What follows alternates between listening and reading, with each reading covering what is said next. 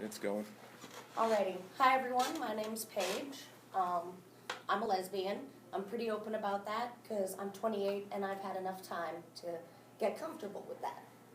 So what I'm here to talk to you about today is the importance of representation in children's media, specifically children's media, or the media that children are going to see. Because that's the stuff where kids can see themselves overcoming challenges and triumphing and being celebrated for those triumphs and overcoming hardships. And a lot of times, if kids don't see themselves reflected in the media that they're viewing, it's a lot harder for them to make these sort of jumps in knowledge that, oh hey, I could do this. I could be the hero in this story.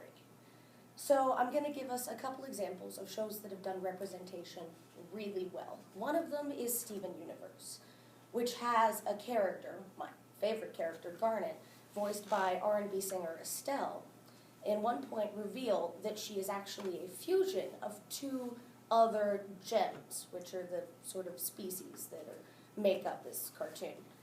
And her fusion is held together in a song, again, great use of Estelle's voice, that she is made of love, that everything that holds her together is the conversation happening between these two smaller gems, Ruby and Sapphire. And it's a great affirmation that a lot of times when we see people in media who are gay represented, it's in more adult-themed media.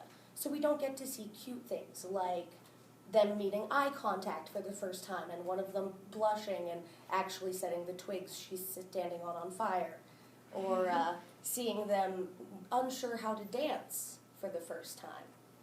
Another show that is a great example is, did anyone see the new Power Rangers movie? Just show of hands if anyone saw the new Power Rangers. Okay, less hands than I would have liked to have seen. But it was a phenomenal example of representation aimed at kids. Because who didn't see Power Rangers when they were a kid? I mean, everyone loved Power Rangers. If you didn't, I'm sorry for putting that on you. But in the show, Trini, the Yellow Ranger, is she's being sort of grouchy. Someone goes like, oh, are you having boy troubles? And she blows them off. And they look at her more seriously, and they say, you having girl troubles? And just that admission in a show aimed for kids, that is huge.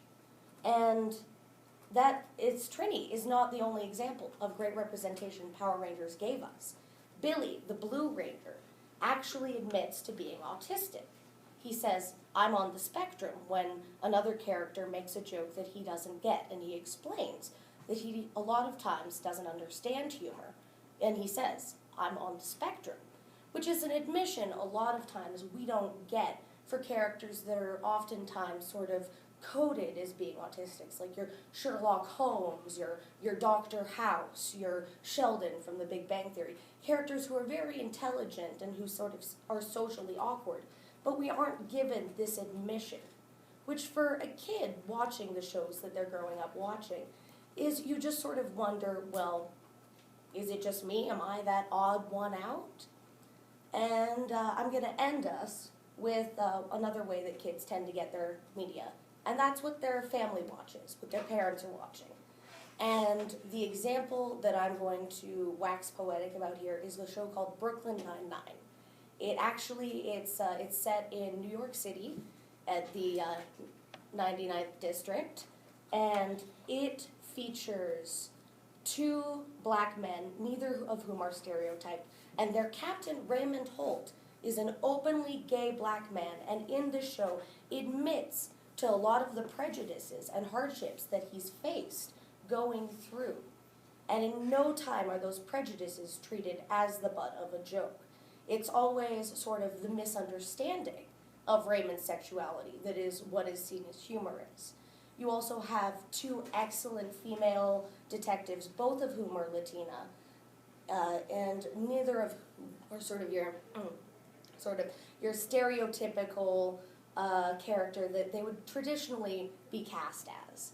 And even your white male character, Jake, is a Jewish character.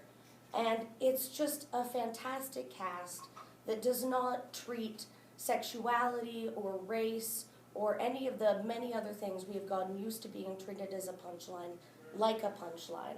And it treats those people with the respect and deference that I feel like they and we deserve. I think it's really important that kids be able to see that it's okay